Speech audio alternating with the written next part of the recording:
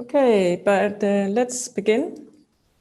And I will welcome you to this session 224 on craftsmanship. I'll be your chair in this session and happy to do so.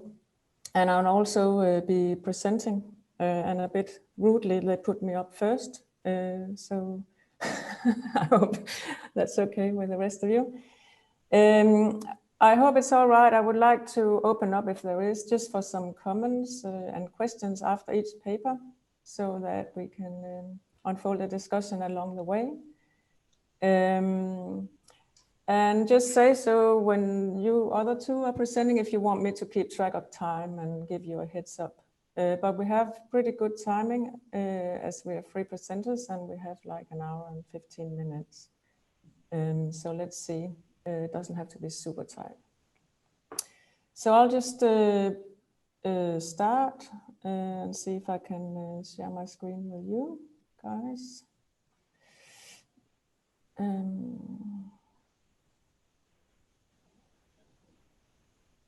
So do you see the full screen now? Yes?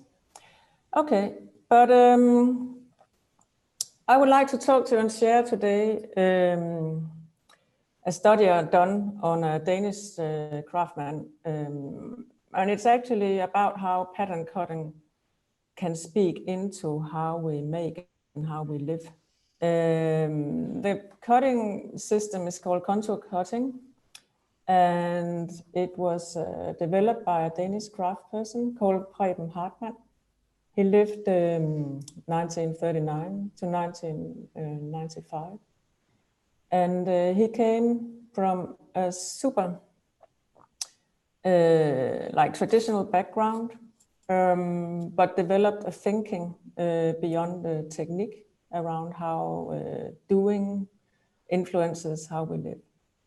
So he says in the beginning of his writing about this system that our clothes follow us through life.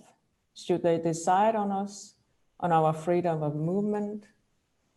I guess we are free human beings, or are we? What are we free to do?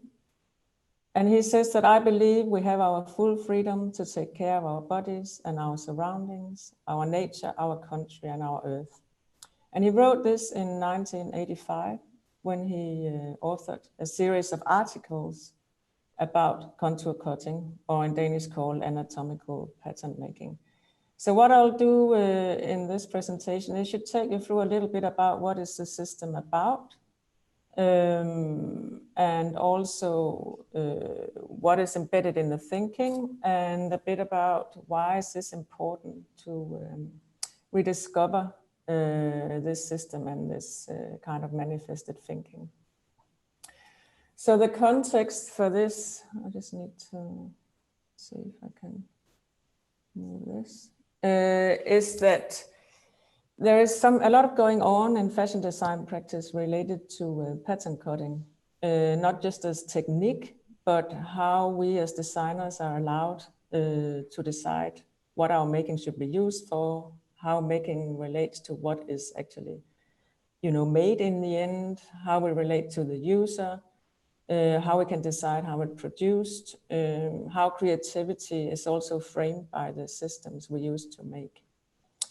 And I believe this contour cutting can contribute in this discourse.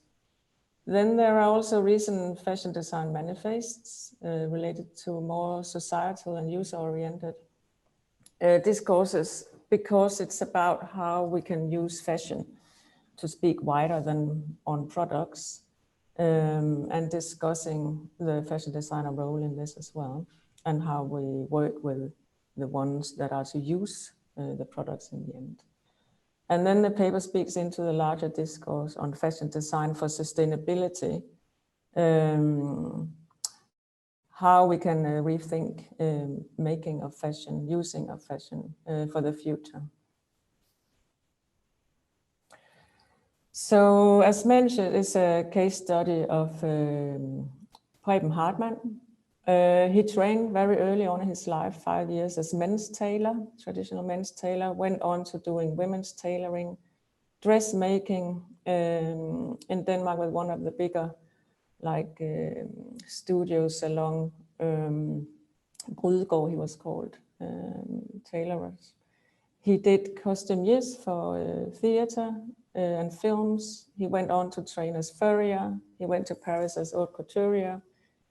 He learned how to do jewelry, do hats as a milliner, and went on to house building and was swept away in the 1968 youth movement and left all the traditional ways of doing behind, opened his own shop and workshop, started developing this contour cutting system to simplify and, you can say, make it more democratic, to wear good clothes, to make good clothes, and became a teacher around the world where he taught this system, especially in Australia. So he invents this contour cutting in 1968. So the data consists of this series of articles that he did in 1985. Before then, it has mainly been something he's been teaching, you can say, as one-to-one. There was nothing described about it. And he was invited to write this series of articles for a Danish journal called Husflid, which doesn't exist anymore, but it means like craft or home industry. And then an extensive CV he has written himself on his life. And you can say that the premise of the paper is to read these, the collection of these articles as a type of manifest, as it doesn't only describe the technical aspects, but also is sort of permitted with intentions, motives, and views on how making relates to how we live, and especially how we live on the planet. So the purpose and aim is to understand how the contour cutting systems manifest, as I name it, sort of preempted movements in fashion around pattern cutting and also around fashion design for sustainability. And then to examine how this past thinking back from the system, the 60s, can be relevant for us now in the current discourse. So first I'll tell a little bit about what the system is about. Hartmann himself was very occupied with understanding why we do the things we do, if we should keep on traditions and not, and what it is beneficial to innovate. So he asked through the articles the reader to reflect on this. Why do we do it and how do we do it? This is what the articles looks like, and in it, his own sketches convey a system where you basically only need paper, the body of the person that are to have the garment, scissor and tape. So he has sort of taken away all the difficulties, you can say, for engaging with making garments on your own without being like a very high specialist person. So you always work one-to-one with the person supposed to have the garment, and you work directly on the body always. And you work in brown paper that you fold around the body, and you glue it or tape it together with sellotape. So the thing with working together, making the maker and the person, means that you have this very close relationship with how garments feel on the body, what you like as a user, the dialogue between the maker and the one to have the garment. You also eradicate, you can say, any sort of metric measurements. Everything is done manually. What it does, this system, is that it forms, you can say, three-dimensional shape that is stable in paper. And there are no curves, there are only flat levels with high and low points that you can mark out, as you see on the one side, marked out with crosses, which leaves you freedom to draw in creatively and in an improvised way the lines that you see would suit the person. You can cut them in a traditional way, as you see in the middle, or you can cut them with turning cuts, as preferred by Hartmann himself. So the turning cuts, either symmetrical or asymmetrical, provides sort of embedded biases, bias cuts in the fabric that, according to Hartmann, provides better fit and flexibility. So if we look at what he actually writes along the way, apart from all the technical instructions, there is a sort of undercurrent of trying to provide personal agency to people. He sees himself that in the beginning, looking to sustainable ways of doing, he was inspired by the whole 60s youth movement, but now he sees that it's just very important to move this beyond youth agency and to look at it as a pending climate and environmental disaster that we have to address. He also reads a lot about the responsibility we all have, especially when we work in the fashion industry or the making of garments, because we impact in such a direct way how people live. And he asks us all to be aware of how our impact on the earth, what it does to the earth, what we do. So look beyond the product and look at the bigger systems. He also discusses in depth the value of clothes, why it is that we all talk so much about what to wear, but at the same time we disregard it.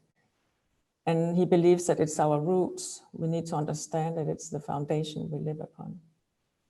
He goes on to a deep fashion system critique, saying that we can spend our whole lives trying to become fashionable. It will never happen because fashion moves. We have to try and become ourselves and slowly live with our own development in life and see that the country-cousin system and the individual fit and cut and making can help in this. He sees that the body is unique, everybody is unique. There are a number of, a long list of types of shapes that we have. That means we need to address the body individually. And that we also have to look at the body in terms of anatomy and how we cut to the anatomy. He writes extensively of health and well-being, how wrong fit, wrong materials, tightness, temperature, all these things influence not only how we feel, but also how we think and our general well-being.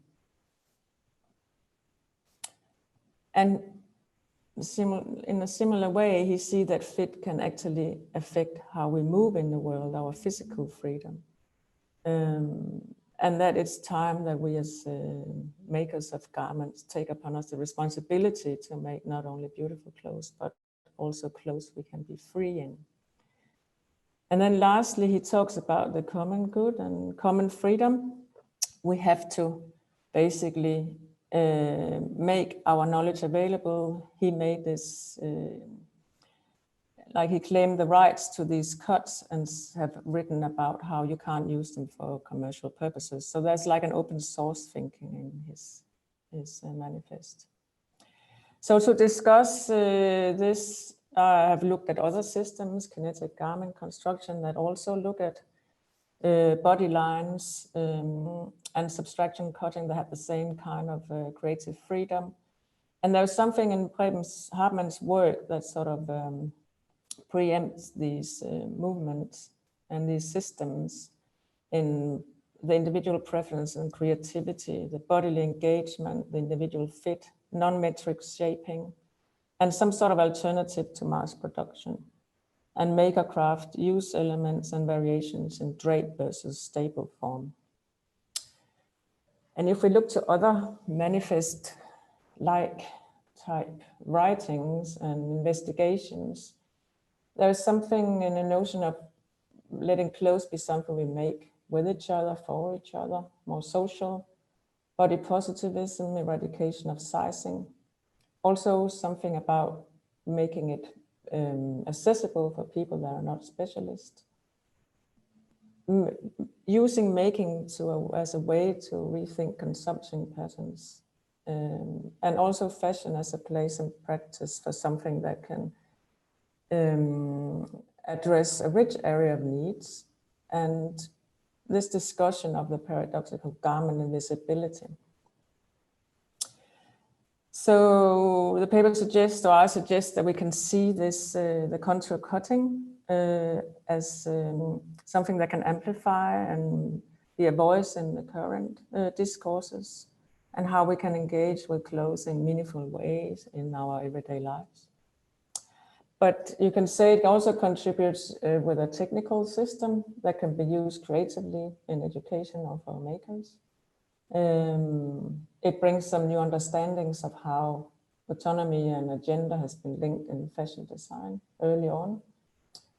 And then we sort of discuss in the paper and propose that fashion design making and pattern cutting has this potential for social engagement that we need to activate, and also really delve into this whole co-creation process with users, and placing fashion also outside commercial systems. So these are just the references. And then I'm having the articles translated. So if you're interested in having, and I'll place in all illustrations and whatever, so just contact me if you want the file. So thank you very much.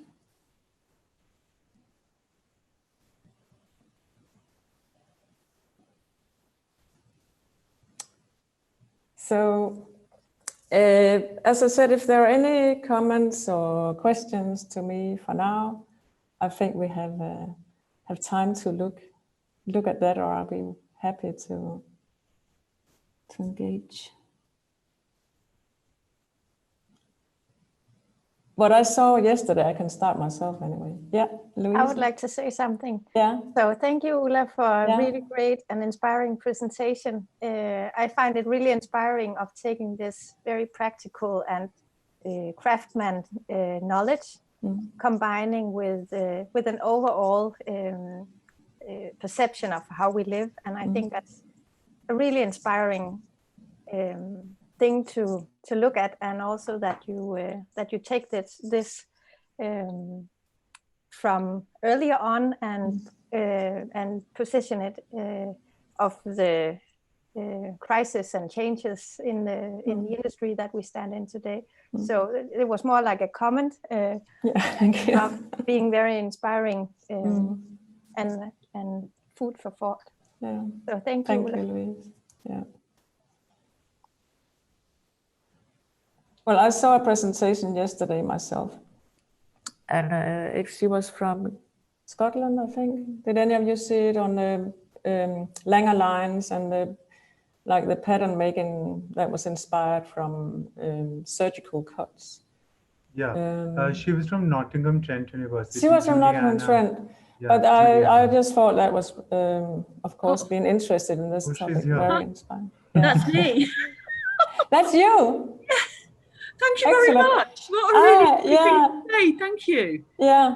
No, I thought that was super inspiring. I just had to rush off, so I couldn't be part of the discussion afterwards. Yeah. I just wanted to say that I got cut off halfway through your presentation. Oh. Really annoyed. I was like, oh, the whole computer just went off. So I've been trying to get back on quick enough to see it. So I might get back in touch with you. I thought that was really exciting. Yeah, please do. But like I said at the end, you can just contact me if you wish to have the translated version. I would love to. Thank you very much. Yeah. Thank you. Yeah.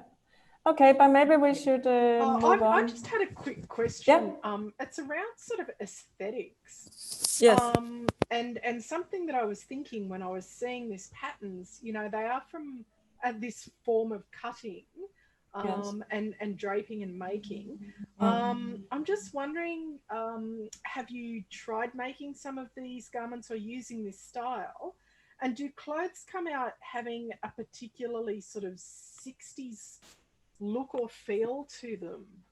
You know, I can see definitely that can appeal to people for sure, you know, having a vintage vibe to the clothes. But I was just wondering, and what the implications might be for using the system, in that sort of people are then, I guess, getting something that's unique that they want to hold on to, but is also grounded in history and nostalgia in a way. If you had any thoughts around that. I mean, the images used here, of course, things that Hartmann did in the 60s. So they were fashionable at the time, you can say, within sort of luxury hippie. I have used the system extensively myself, actually, and taught it for many years. And then I've sort of been lying low on it for a while and done other things, but I thought it was timely to maybe share it with the world. And actually, the person in the pictures that are young is me when I was 16 or something. Oh, wow. Yeah, started doing it then. But I will say that you can do, because it's about shaping in paper. I mean, I've taught maybe over 1,000 people in doing this. I've seen all kinds of personal ways of using it, and you can use it to make any kind of shape, basically. You can also, so it's all about where the clothes hang. It doesn't have to have the silhouette of the body necessarily. And even if it has, it's a classical silhouette, and you can do very like geometric cuts or very classical cuts in it. But I think the whole point is that you are free to understand three-dimensional form. You can place your lines as you wish, and you can basically make the shape as you wish. Understanding a few principles of where things hang and how movements are and all these things. So yeah, but of course, as I also discuss in the paper, there are very few rules, and when there are few rules, you have to trust yourself in a way, your own taste and your own hand and eye, but you also have to practice. And that for some can be the hurdle. I mean, some find the freedom amazing, and some would like to tell me what to do, So it's double up. Thank you. Did that ask? I don't know if that answered the question. Yeah, it did. It did. Yeah, Thank you. I thought it was lovely that you didn't have to use measurements at all. Yes. I thought that is just a great thing. Yeah. To work without measurements. And there is an illustration where you have to sort of find your crotch curve, which always makes the teaching hilarious, because people are not used to sort of studying each other around the bum area, and you're standing there 2 and 2 working together. And does this feel good? And all this. So yeah, it's funny. Anyway, we should probably move on with the next presenter, but thank you very much for your comments. So we have Mega, and Mega, would you like me to track time? Although we think we have loads of time, but I think that would help, yeah. So when shall I give you a notification? So let's say when the 15 minutes are up, and then you can have a couple of minutes to close.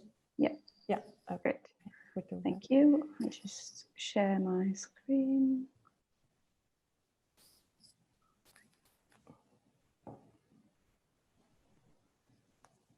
Yeah. All good? Yeah. All right, thank you everyone for joining in. I'll just briefly introduce myself before I begin. My name is Megha Chauhan, and I'm presenting my MA research, which was conducted while I was at London College of Fashion. Currently, I'm a lecturer at Indian Institute of Art and Design. So my, thank you. So my paper is on the artisans, craftsmen, and a case for their cultural and creative identities. So before I probe into what exactly these things are, I would like to set the foundation, talk about the literature that I read, and kind of key themes that I identified. So one of the most important theme for me was power hierarchy, the dichotomy between modern and traditional, old and new, and how that kind of leads to power hierarchy when there are collaborations between designers and artisans. And by artisans here, I mean craftsmen who work in communities, who work on a knowledge system which is based on generational exchange. So the knowledge is passed on from the father to the son. And craft is seeing a quite renewed interest because of sustainability, because of interest in slow fashion, because of interest in meaningful connections with the clothes that one wears. But this kind of interest also comes with its own set of challenges, one of them being the increased demand. And craft itself is quite slow when it comes to production, when it comes to making. So in order to meet these demands, there are master artisans or people who are from like economically well-off backgrounds, and they kind of keep on hiring low skill level labor. So there's another power hierarchy within the social structure of the craft communities. So you have different kind of dynamics that are at play, and which kind of challenge their ecosystem quite quite difficultly. So the next theme was tacit knowledge. So the reason why I want to discuss about artisans' creative and cultural identity is because tacit knowledge is somewhat lost in the conversation.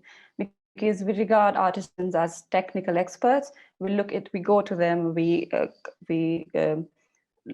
look for their advice in terms of how to execute something, but not when it comes to ideation or conceptualization. The stress is never paid on the kind of knowledge they might possess, which is usually from practice, a lot of experiential learning, a lot of experimental learning, and it's very much situated in a place, very much dictated by their geographical proximity, because the kind of artisans that I'm talking about, they live in close-knit communities. The knowledge that is exchanged stays within these communities, and it's very, very much about the place, the kind of environment, the kind of surroundings they deal with. And often their knowledge themselves, they consider that as a common knowledge, and it's very difficult to pinpoint what kind of knowledge that is or how that could be tapped into when it comes to design collaboration. Moving on to the third theme, which stems from tacit knowledge and from the power hierarchy, is the role creativity plays. Because if you're talking about the cultural and creative identities, where does the creativity fit in this dialogue? So far, the literature has shown that creativity tends to focus on an individual level, and it is not very, very inclusive when it comes to talking about communal creativity.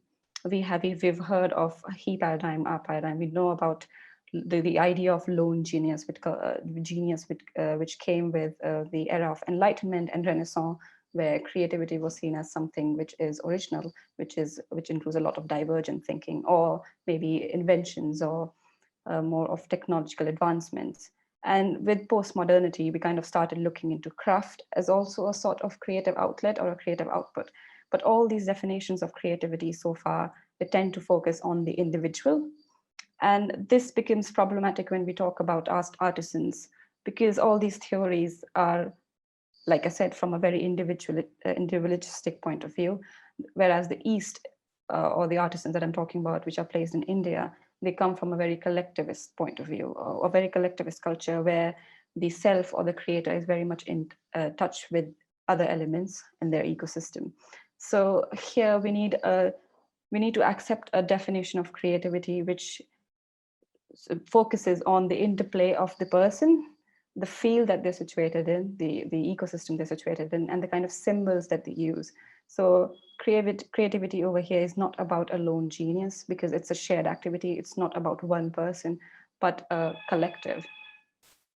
So to base off my study, I used Clavino's tetradic framework, which worked on dynamic between three elements. One is the self, which is the creator. The other is the others, which are the community members or the market. And the third is the existing artifact or the product. So this is the framework of my study, where you can see the self for me would be artisan here, and how they kind of go to create new artifacts on the basis of existing knowledge, and how it interacts with community, and how it kind of feeds back into their understanding of what they are communicating, or how well they're fitting within their community. Because there's this very, very big need within themselves to kind of portray which community they belong to. It's very much embedded in their structure. This framework is also built on Rhodes' 4 Ps and Clavino's 5 As, which also talks about the product, place, process, and the press. So the question again is, are artisans just cultural bearers or creative practitioners? And if they are creative practitioners, why is that missing in the discourses or dialogue so far? Why are they seen as technical experts? And how does knowledge exchange kind of affects their positioning in the market, if they're seen as creatives or if they're seen as traditional people? So the research setting for my study was, I divided it into two. One is familiar ways of knowing, which kind of looks into the intergenerational knowledge exchange, like I mentioned, from father to son, from grandfather to son, and so on and so forth. Whereas the other ways of knowing is the new way of knowing that's been introduced in this community, which is highlighted through this design institute called Soumya Kala Vidya. The research methods that I used were literature review, semi-structured interviews, participant observation for familiar ways of knowing, and the material analysis. So familiar ways of knowing, as I mentioned, it's usually generational, because and the unique thing about that is there is no instructions that are given. It's all watch and learn. It's all about experimenting. It's all about experiencing it yourself, and it's all about placing yourself in the community, embedding yourself, and it's completely based on tactile and visual guidance, which usually stems from the learner itself. And it's not the other way around. If you look at formal ways of education or knowing, it's usually the educator imparting knowledge, whereas over here, the learners themselves learn by watching and then experimenting with no guidance from their educators, which are their parents or their community members. Whereas the other ways of knowing is a much more streamlined approach to education when it comes to craft. Design schools have been constructed for various reasons. I've listed them to kind of produce copies for the British Empire or to kind of improve the native taste.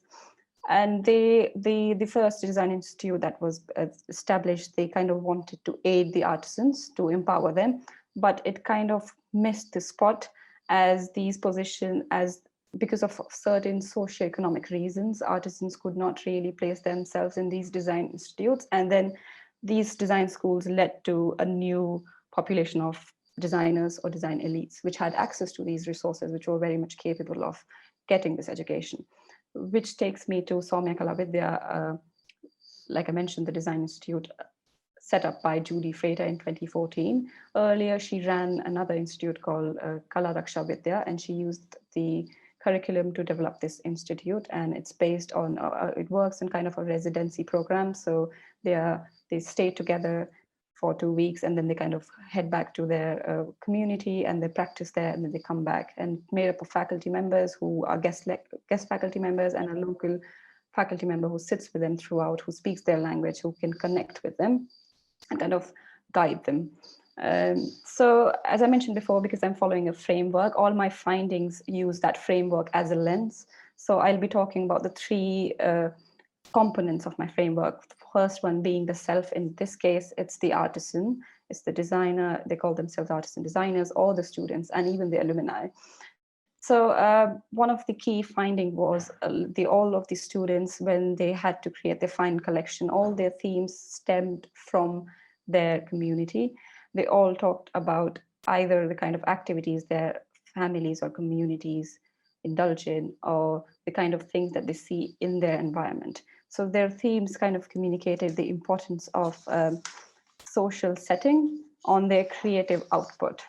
And further, there was also evidence of a lot of improvisational creativity and a lot of intrinsic motivation that a few of the students communicated. So they learned kind of how to challenge their traditional boundaries, but then still stay within the traditional boundaries, because they wanted to retain their standing of a specific craftsman, but at the same time, they wanted to exercise this new creative knowledge that they've gained from the design education. So they portrayed a lot of improvisation, and they kind of challenge the idea of what creativity should be, what it shouldn't be in India or in their communities. The second component of my framework is the other, or the audience. In this case, it's the market and the community members. So Soumya Kala Vidya has this thing called family juries, where they invite family members of the students, of the artisans, and they kind of receive feedback from their community members, which kind of again reinforces their identity in terms of what should they pursue, what should they not pursue, what would be frowned upon. Because they are working towards a collective identity, it's hard for them to kind of diverge too much, and they tend to lose their grounding. And they're very adamant, and they're very aspirational in terms of, we want to retain our tradition, but we also want to be seen as creative professionals. So the kind of balance And how to get to that balance is kind of stems from how the audience is responding to what they're doing, and especially their close family members. They also have a lot of classes on market orientation and sales analysis, which is completely new to them, which stops them from approaching middlemen, which stops them from relying on people when they do trade, when they do expand their businesses. So they are kind of getting this knowledge that is required and allows them to wear a lot of hats when they start their brands or their businesses. And the last component of my framework is the product. The product is divided into two: the old products, which is the kind of base of their knowledge. So you cannot imagine about new things or objects without the knowledge of the existing knowledge or ideas or objects. So, and that's where the culture and the creative thing starts dividing itself. So if you look at the old artifacts, we see that a lot of these elements are driven by technical limitations. So if you look at the raw materials for one of the craft, they used to use wool a lot because of the barter system they were involved in, because of the access to resources.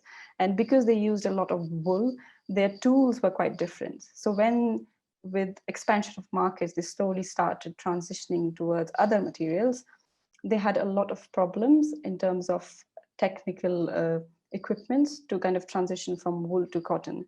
So here, it was quite evident the kind of role technical equipments play when it comes to creating new artifacts or products.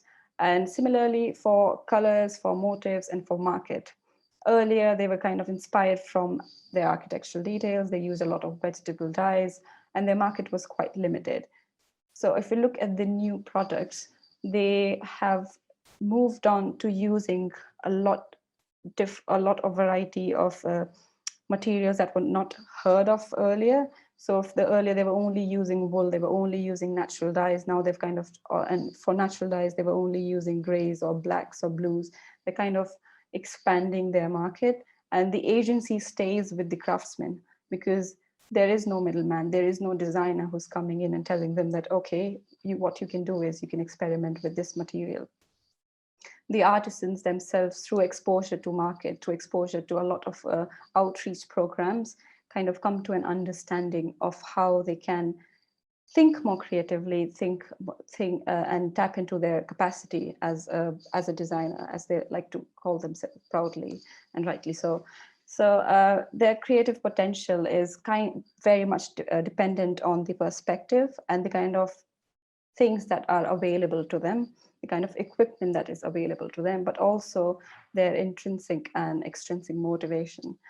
And institute like Soumya Kalavidya kind of really helps them develop that intrinsic motivation. It has a strong pool of alumni, so it kind of allows them to see where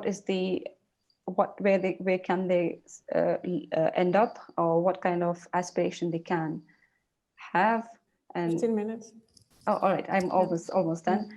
So there was just one activity where they kind of again showed their improvisational creativity, and they experimented with activities that were not even assigned to them. They went a step ahead because they realized what kind of possibilities are available to them when it comes to their experimentation. So the conclusion of my study was the importance of changing the narrative. Right now, it's stuck in a place when it comes to all the discourses on craftsmanship, that it's all about technical innovations or it's all about the technique, whereas there's a big overlap between the culture and creativity. Of course, the culture kind of drives the value of the craft, but the craftsmen also bring in the creativity once they have some sort of a catalyst. And further, in terms of tradition, there is no dichotomy, to my understanding, between new and old. The artisan, absorbed in its own culture, kind of feeds back into the tradition and then kind of give birth to a new meaning of tradition. They create new local spaces within, they create new meanings. And it kind of, again, goes back to the new artisan, the new practitioner. So it's kind of like a circle that keeps on repeating itself and keeps on expanding. So for future work, one of the highlight of my study was that we need to be more inclusive when it comes to looking at creative outputs. We need to start thinking that there are other meanings of creativity too, and not just a very individualistic perspective, and take a more collective approach, a more vernacular approach to creativity. And that's it. Thank you. Thank you so much, Mega. That was really nice. There are a lot of common themes, I think, also reaching or like going beyond this session, but on agency and autonomy and the right to decide, but also this collaboration and collective endeavor that are very strong, luckily now. Are there anyone of the audience that would like to pose a question or a comment to Megan?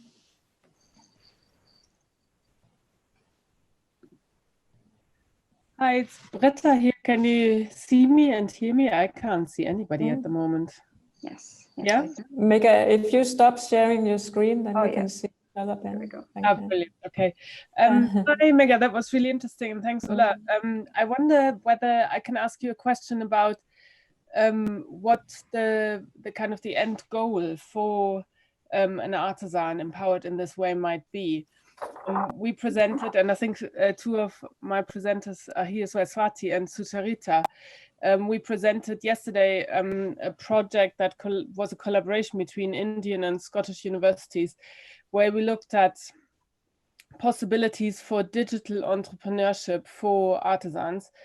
And we very quickly connected a concern for a very acute crisis at the moment for crafts in India because of COVID lockdown, but also because of competition and stuff like that, with sustainability issues. Because, you know, is there not a danger that, you know, we, you know, see progress for artisans as something else to what we would see that in, you know, a developed design environment? So do we always need to go for product? Do we always, like Vidalia, Somalia, Judy Freighter does, empower artisans to get to market with their products better? Or is there also, you know, a case to be made to find different ways of monetizing their heritage and their craft, you know, not always through product? Have you come across that at all?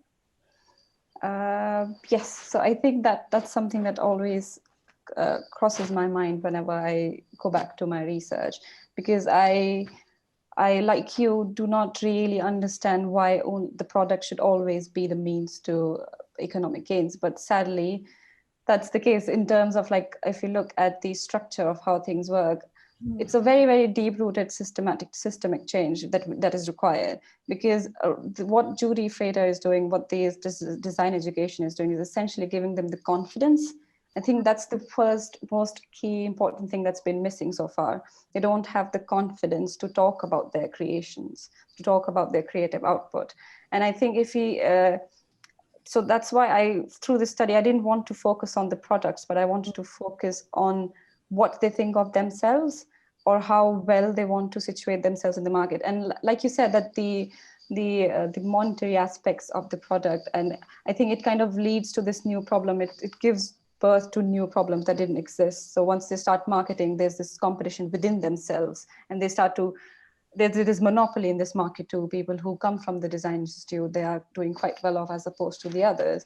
But I see that as a very healthy competition. I see that as a kind of an inspiration to the others, as to see that when you go into design collaboration, you should know what kind of agency you should have, what kind of power you should have when you're communicating your ideas, and not to like think that you don't have enough, or that you're not good enough for the other person or the collaborator. In terms of other means, as in like more intangible means of getting to these monetary benefits, I think there's some of the work is being done on kind of documenting it through digital means, and I don't know how the monetization of that would play along, and what kind of problems would it lead to. Yeah, it's quite tricky.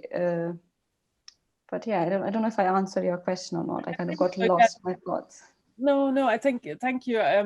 It's good to hear that you also, that there is in your project also a kind of a hesitation, perhaps, whether this route to bringing to market your products in a more, to give more agency to be a producer of stuff, and find a market for that is always the way to go, or whether we're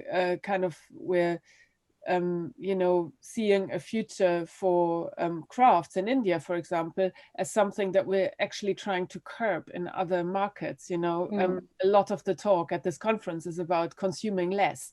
We seem to want to empower people to make sure that people consume their stuff more, and is that always better stuff to consume, but of course people need to live as well. We had one interesting conversation, just to finish, about our project, the Click project, with Dust Car, which is a really well-established NGO in India, and a really well-connected, I forget the name of the lady, you might know her name. Leila. Yes, Leila. Yeah, so she's really well connected, and she really surprised us by, in one of our first meetings, and they're quite business minded, for their artisans and so on. And one of our first meetings, she said, yes, we have to stop all this stuff. We have to stop getting people just to produce more stuff, and that was something for me. And I've been in India for a long time, something new. That, there was a realization that just bringing to market more marketable goods was, as a physical product, was not always the way to go. So I hope there'll be more research and more finding of opportunities for makers. And to add to what what Britta was asking, Megha, when we also did a field visit, me and my colleague did a field visit in Kutch in 2018. And we also came across this thing where Sufyan Khatri, the Ajrak artisan that you also studied, that you also were interacting with, created a workshop space, because he realized that there are people who are coming in as textile researchers and students and designers, and they would want to research further. So to build in that monetary benefit, they started those workshops. And looking at the Kutch artisans, like Shri Niranjan, who's this artisan, master craftsman who works on kalamkari, also started the workshops. And there's something called as Crafts Village in Delhi, which also started similar things. They were calling in artisans from all over the country, and setting up like a weekend workshop where you could come and learn the technique and the method of how a particular product is done. So I think also the whole idea of this craft tourism is something that is really the new thing that's coming up, where people are not interested in buying the product, but they're interested in experiencing how the product is made, and looking at like the effort that has gone into making the whole thing. That whole makers and creators movement that's going on, where Dior and Chanel are showing their atelier videos. So these artisans are also doing the same, and so many of the artisans who've either studied at Kala Raksha or at Somaya, or IICD also, for that matter, in Jaipur. They've come back, and they have their Insta pages. We did a project. I teach at Pearl Academy, so me and my two colleagues who've written this paper also, we did a project, International Lab Experience project, where we had international students and Indian students working together on developing products for the international market. But the constraint was to not bring in any new motif, any already working with already existing block, giving them a, like say with Ajrak, working with the existing block, and not product diversifying also, where if they're comfortable working on stoles, let them do stoles. But how do you bring in this new, maybe a placement technique or a method, and that. But yeah, but I think the craft tourism part is something that was working really well before the COVID. I'm not sure how good it is today.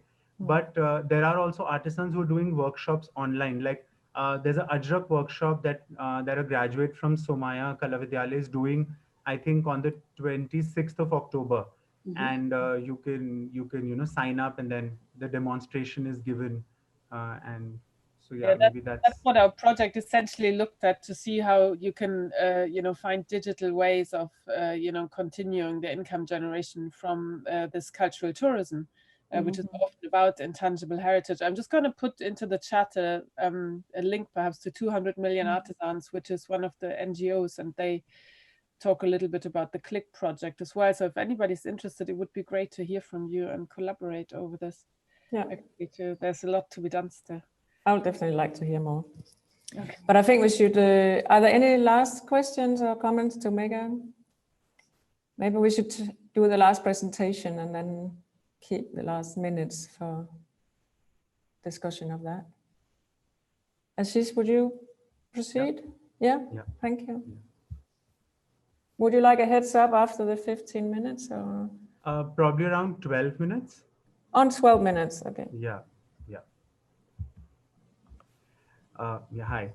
Good evening, everyone. Good afternoon, everyone. Sorry. Me and two of my colleagues, Neha Dimri and Dr. Sonika Khar, we worked on this project, which is still an ongoing research, because when we started working on this 2 years back, we didn't realize the amount of diversity that the topic has, and the various areas that one needs to sort of tap into.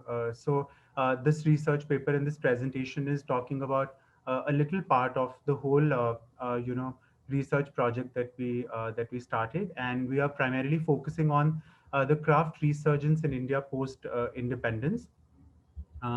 So if you look at craft, craft is the definition of craft is is very complex in the Indian idea. So it's a skill or technique that intersects art and design. The process becomes a more important aspect in this, and it represents the historical, social, and cultural identity of a community. It's about the intangible heritage, and something that that Megha was researching on, where you pass on from generation to generation, and also the new way of going and learning these skills from somebody and taking it forward and practicing those. And craft is essentially developed for decorative thing. However, we do have functional objects as well, but it needs to have a traditional base. So if you talk about the relationship between craft and India, so craft have evolved in India due to the constant dialogue between social, economic, cultural, and religious forces. They are dependent on the climate diversity and availability of raw materials. And essentially, crafts have flourished due to their use in temples and religious processions, or due to the royal patronage they had, or were developed for trade purposes to other provincial states or countries. Now, if I talk about the research methodology, we started this project from a field visit in Kutch in 2017, and followed by other visits to various museums and exhibitions constantly year after year, to understand the current status of craft and all the different kind of evolution and whatever projects were going on at various levels within in the market segment. We met the founding members and directors of the NGOs in the Kutch region, and some artisans in the area, and also interviewed some academicians and anthropologists. The second aspect included data collection from exhibitions, symposiums, lectures, and seminars, and it started from the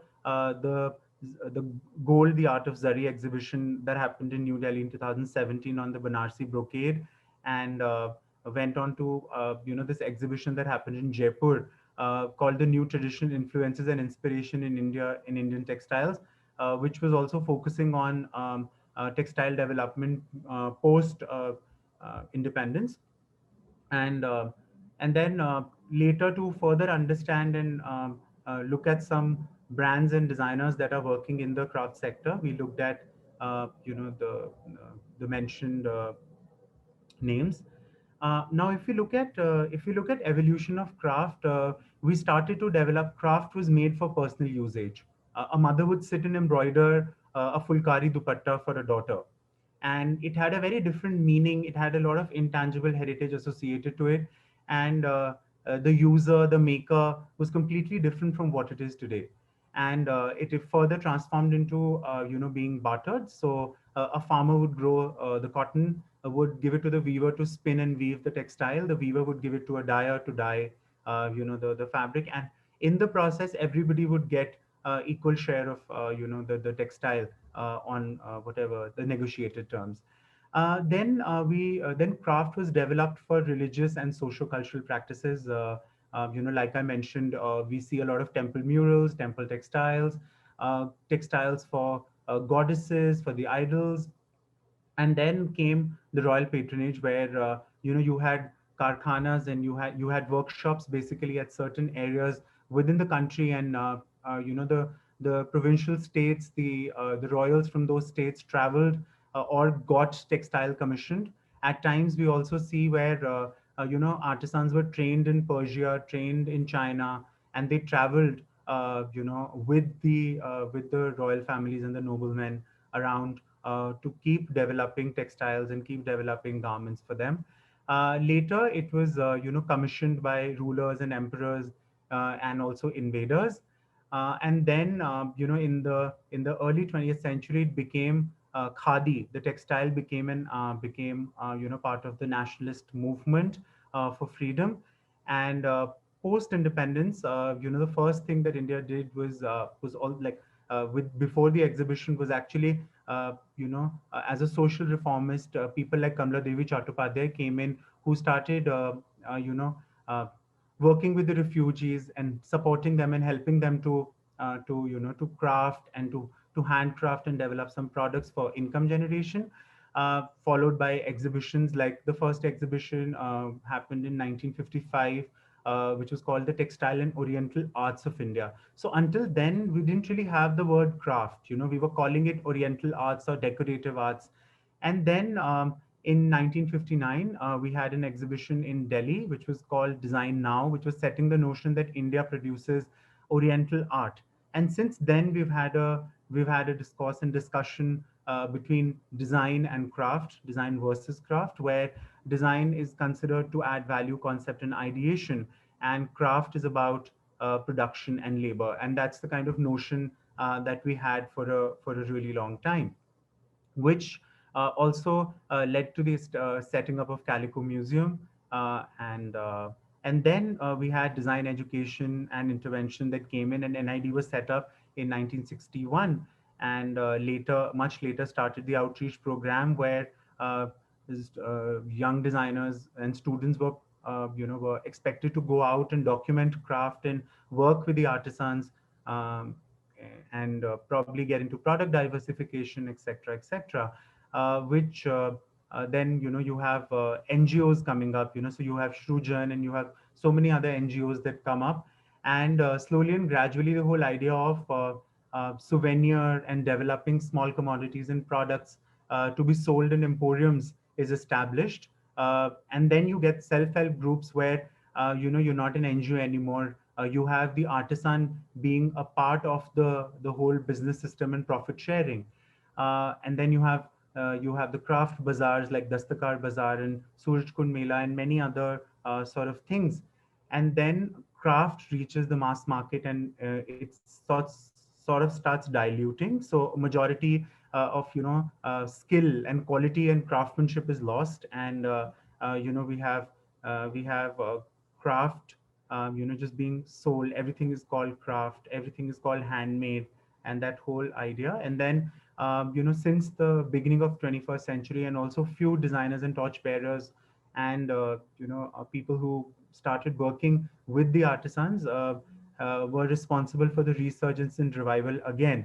And then today, when you see so many designers and brands are working to not just upskill people, to not just like get their work done or commission the work, but adopting people, adopting villages, adopting communities, and in a real sense working towards co-creating and collaborating on various projects. And then if we talk about the four important people in the and there are many more beyond these people. So we have Kamala Devi Chattopadhyay, who sets up the Central Cottage Industries Emporium and revives various crafts like kalamkari, pochampally, khadi, Jaipur blue pottery, and Toda embroidery. Then you have Martan Singh, popularly also known as Mapu, who in the 1970s works on this series of artworks and commissions a lot of different textiles for the Vishwakarma exhibition. You have Rajiv Sethi, who's working as part of the Geo project and has been curating the Smithsonian exhibitions to showcase Indian handicraft all over the globe. And then Jyotindra Jain, who has played a pivotal role in establishing Craft Museum and is also the founder member of Sanskriti Foundation. He's curated a very interesting book, which is not really just talking about textile. It goes beyond textile. He's talking about pottery and other things, which is Other Masters, 5 Contemporary Folk and Tribal Artists of India. And then this whole idea of the hierarchical, debate and dialogue between, the community and between the whole, fraternity, the design, the textile, interior and fashion fraternity, who's the craftsman, who's the designer, and who's an artist. So if you look at this, designers are taken to be necessarily interventionist for the craft person, whereas the designers are looking at the profitability aspect of it and by offering the creative input of design, and whereas artisans are just merely offering skill, which is changing slowly and gradually. So designers have exposed artisans to national and international trends. They are the arbitrators of taste. They have helped them develop aesthetics, but at the same time degraded the inbuilt instinct of innovation and improvisation in craft. Design is seen as a belonging to the primary realm of function and producing utilitarian products. In comparison, artisans or craft persons are largely seen to follow creative pursuits which derive from the contemplation of philosophical and aesthetic ideas, and also the intangible heritage and things that they inherit. Now, if you look at the craft sector, it could be classified into the following segments. So you have a community practice where you have NGOs or self-help groups which are working towards adopting communities. So you have all these communities, and also organizations like Sadhana and Dastakar Ranthambore project, which are not just working with traditional craft, but supporting, like say, for example, Dastakar Ranthambore Tiger Project. So people are moved away, like a set of people are moved away from an area which becomes like the tiger reserve, which the government declares it to be a tiger reserve or a national reserve, and they're supposed to evacuate that village and shift it to another area. So in that migration, the Dastakar Ranthambore Tiger Project looks at training them and giving them some skill for employment generation and supporting them for income generation. Then you have craft entrepreneurs, which Megha also spoke about, which basically they establish their own brands. They work directly with the consumers. It's part of craft tourism. And they have studied modules at the Kala Raksha Vidyalaya and the Sumaya Kala Vidyalaya. And you have people like Shamji Bhai Vankar, Ramji Maheshwari, and Pabi Ben working on this. And then you have... you have the 12 minutes. Okay, thanks. And then you have designers and brands on one side who are taking craft as an inspiration and only, replicating the visual aesthetic and getting in-house work done. And on the other hand, you have, you have artisans and you have brands and designers who are supporting artisans and, taking care of fair trade practices and trying to be ethical and sustainable as much as possible. So for this particular research paper, we focused on 3 crafts. We looked at kalamkari, chikankari, and ajrak, and we tried to develop like an evolution diagram for that. So you have the colonial exploitation and hence decline of skill set and quality, and also the repertoire of motives and knowledge for developing textile or developing any craft. Then you have revival post-independence, which is about reproducing, recreating for these exhibitions commissioned by the government and other sort of things. You have mass production, which dilutes the skill again. And then there's distortion where screen printing and other cheaper knockoffs are developed. And then restoration in the 21st century. So kalamkari, which is essentially a craft which you practice by by the brush, and you hand paint. So you have examples of textile, of kalamkari textile that was sent from India, indirectly traded to Japan through the Dutch East India Company, which are called the sarasa. Then you have this textile which is called chintz, which is being made in this area, which is today the center for kalamkari, Coromandel Coast and Palampur and Machilipatnam. Then you have these tree of life that are being developed in that region for the European thing, and then you have these coats and even interiors and bedspreads and all that, which leads to banning of this textile in those countries, because their textile is not bought. People are buying these, and they are there's a rage for these textiles. And then the same center is producing these textiles, these kalamkaris, for the Iranian market, and Jehanumas, taking inspiration from the paisley motifs, and the cypress trees, uh, and then even floor coverings with calligraphy and all, block printed. So a combination of technique, not just hand painting by brush, but also block printing, stenciling, and definitely hand painting. And then when you look at this textile, in the last 50 years, you get back the temple mural identity of it. You get back the scroll idea of it, and the mythological inspiration of it. And then in the 1970s, Nelly Setna writes a book and calls all of this kalamkari. So until then, none of it is called kalamkari. You have the mention of the word kalamkar, the artisan who works with a brush, in pre-Mughal period, and only in the 1970s, when she writes this book, it starts to be called kalamkari. And then Mark publishes these series where you see block printed textile also being referred to as kalamkari. And then Ritu Kumar, in the late 80s and early 90s, takes inspiration from the kalamkari motifs and uses them as a background, and adds surface embellishment to it. And today, this is what she sells at her store, by just taking reference from the motifs but digitally printing on this. In the market simultaneously today, you get these screen printed versions of the kalamkaris, but at the same time, you have Niranjan, who's Gurupa Chetty's son, working on the Tree of Life and hand painting textile. And this is a piece of textile that they commissioned for a mess, and they sort of write this whole story. And then this is Bernice Eleanor's work in collaboration with Shiranjan, and creating a sort of analogy between different mythologies. So you have the Greek mythology and Indian mythology and other things fused together into producing this large artwork.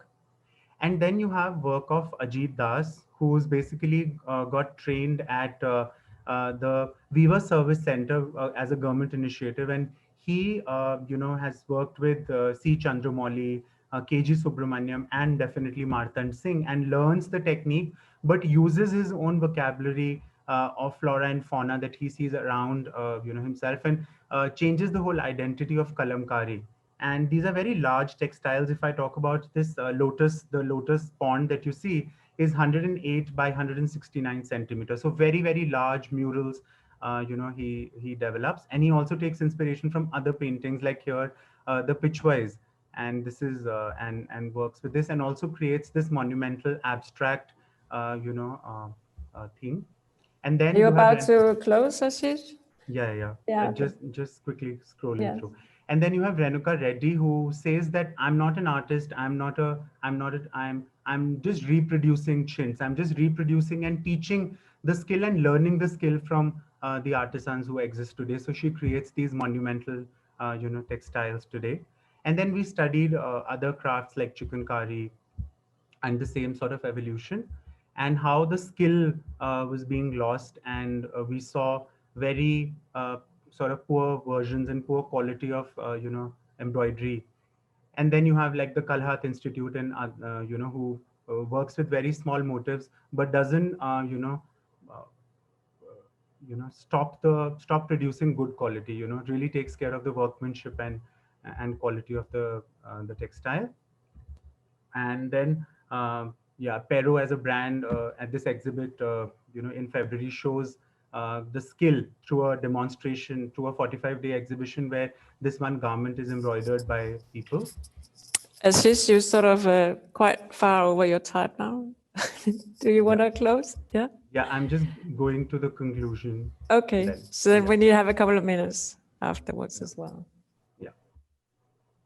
So yeah, so if we see that, if we see the sort of conclusion, here that the definition of craft is not documented, hence there's lack of confidence. But beyond all these limitations that the craft sector has, all the interventions and evolution of craft in the last 2 decades have seen a resurgence of quality craft products developed by the artisans. The commercial mass product and luxury product coexist for different market segmentation. And however the consumer has clarity on the different products. So the government has given employment and revenue generation. There's a lot of support that has been given from the Ministry of Textiles, and also the Indian consumer today has the disposable income to buy expensive textiles and things. And the last slide where I say what makes something historical or contemporary, at what point is it fashion, art and tradition. And I illustrate this by showing Ajrak that Anita Arora uses collaborating with Sufyan Khatri in her Autumn Winter 11 collection, or Shelly Joshi, who collaborates with another artisan and creates this this garment, or Sufyan Khatri, who's reproducing and still making the Ajrak sort of textile stoles and scarves. And that's the referencing. Thank you so much. Thank you. That was wonderful. Well, we have about 4 or 5 minutes. So any comments are welcome now, or questions? I'd like to just say something. I'll just put my face on again. Yeah. That was I was just really, really interested in what you talked about, the hierarchy between the craftsperson, the designer, and the artist. And the fact is that each need the other. We all need each other. And it's a very similar thing between fashion design and pattern cutter. And the pattern cutter can be a designer as much as a craftsperson or a technician. And then you started talking. Then you said something about people who are showing, who are just teaching a skill. And I suppose in a way, are they teaching the craft skill? They're the technician. Or are they the craftsperson because they know how that skill is performed? So what is the craftsperson and the technician? Well, if you're teaching something, but you're teaching the same thing over and over again, you're not actually designing, you're just you're a technician. But a craftsperson is making things up as they're going. Oh no, they may be staying to tradition, but because the very nature of it being a one-off thing, it becomes it's a design as well. I don't know. It's just a very interesting thing that's just got me thinking. Thank you. So actually, if you look at the whole hierarchy, if you just look at the hierarchy in the craftsperson, you have these government the government recognizes certain artisans and calls them master craftsmen. There are different awards, Shilp Guru awards, and there are many such awards and recognitions. So craftsmen who basically get these awards within the community are at a higher pedestal than the others, despite of the others probably producing similar kind of work. And this is one of the observations, even when we went to Kutch, with the Ajrak artisan, which Megha was also studying in her, in her research, that people are only going to Sufyan Khatri. They're not going to other 15 artisans who are working on Ajrak in the first go, because of the way they have marketed themselves, because of word of mouth. Because I have gone, say, done the research, then I've told 10 other people that, okay, this was the artisan I had gone to. Or like, say, today when I showed the presentation, so now everybody sort of knows about him. Or as a faculty in class, I'm only talking about Sufyan Khatri. So that also, that whole idea of favoritism and that idea of survival of fittest also applies here.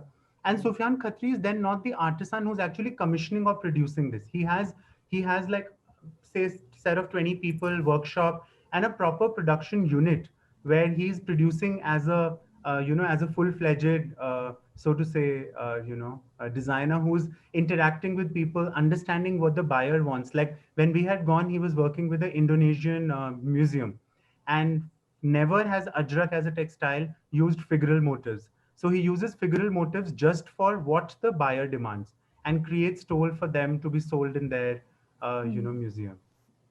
Thank you. Thank you. Can I put in a question? I would love to hear at the end. You were talking much about the restoration in the end. And we've also been discussing this thing about collaboration. And I think your paper showed a lot about what happens within India. But do you have any suggestions? Because we often discuss this here at our college, how to make meaningful restorative collaborations between the West and India, or between design universities and craft communities, or new craft designer universities, as you talked about, Megha, because I think that's really important to discuss as well, and we would like some input on that, if possible. So, actually, when we had gone to Kutch for our field trip, I'd actually presented another paper in US on how design institutes and craftsmen need to work in a better synergy, and and also we were talking about this whole international thing, because at our institute we do work with different colleges, across UK and Europe, and we have this kind of a scheme where students come in and they work with artisans, and but definitely it has not been something very something very evolved or very developed in that It way. has to be where people are equal, I think, and not just the traditional way. So this is what, when I was mentioning, when we were talking in Megha's a project as well, that when we did this international lab experience project in February, luckily just before the lockdown happened, we asked the students to also take advice from the artisan and what the artisan thinks. And while working on the feedback, and while we also consulted the artisans, and also like what Somaya Kalavidyalaya does, calls their families to see what they're doing. Are they comfortable with the kind of repertoire and the kind of thing that they're creating with, with the traditional craft today? So, but see, a lot of designers have been able to really set this very sustainable thing, and work with a set of artisans and a group of people for a really long time. So I think what we need to do is, as design institutes or as educators, connect with a set of artisans and keep working with them, because what does the artisan get at the end? We go, we document, and say we get our things developed, or we do the research. But what do they get for the time that they put into our research and our work? So we, as designers, we need to think about how we give back to the community and how we give back to the artisans and support them. And to what Britta was saying, that how can the monetary benefit also come beyond the product part? So if you're working with them, or if you're learning some skill from them, we could look at some kind of program where we support them monetarily also, because they become like consultants who are coming and giving you the skill, like what what Juliana was saying, the technician aspect. Yes. So they become the technicians in the project. Yeah. I think we have to close the session now. So as chair, I would like to thank you all for being so participant and for a lively discussion and interesting presentations. So see you out there. Thanks and goodbye.